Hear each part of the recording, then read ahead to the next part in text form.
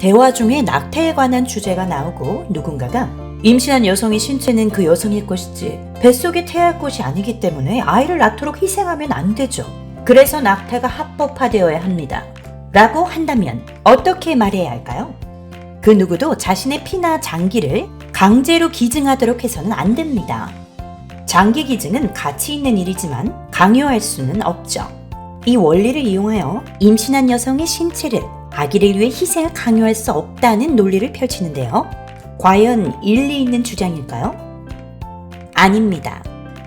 두 가지 이유가 있습니다. 첫째, 자궁은 엄마보다는 태아를 위해서 있는 것이기 때문입니다. 내 피와 장기들은 나를 위해 존재하는 것들이죠. 하지만 자궁은 다르죠. 자궁은 다른 누군가를 위해 존재하는 장기입니다.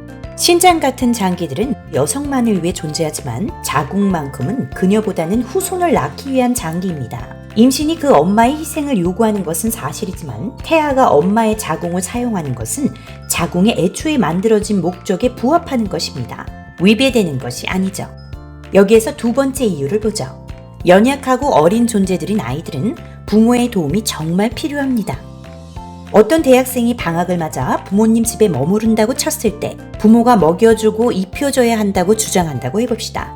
부모가 만약 거절한다면 그 대학생은 슬플 수는 있을지라도 그 누구도 그 부모를 자녀 방치로 고소할 수는 없습니다.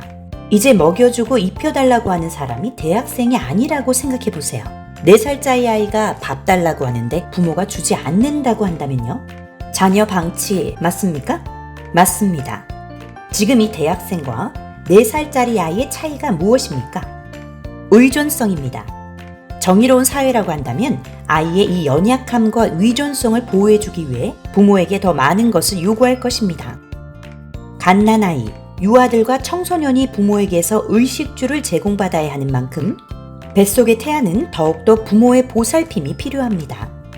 태아는 엄마의 신체에서 공급되는 영양분이라는 음식과 자궁이라는 울타리가 필요한 것입니다.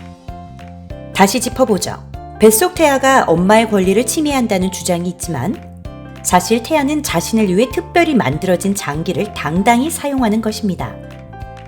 인간 중 가장 연약한 태아를 뱃속에서 잘 지켜주고 보살피는 것은 엄마만이 할 수 있는 특권입니다. 어떻게 말할까요?의 스테파니 그레이였습니다. 영상이 좋았다면 댓글을 달아주세요. 다음 편을 보고 싶으면 구독을 눌러주세요. 이런 영상이 무료로 계속 나와 더 퍼지길 원하시면 기부해주세요.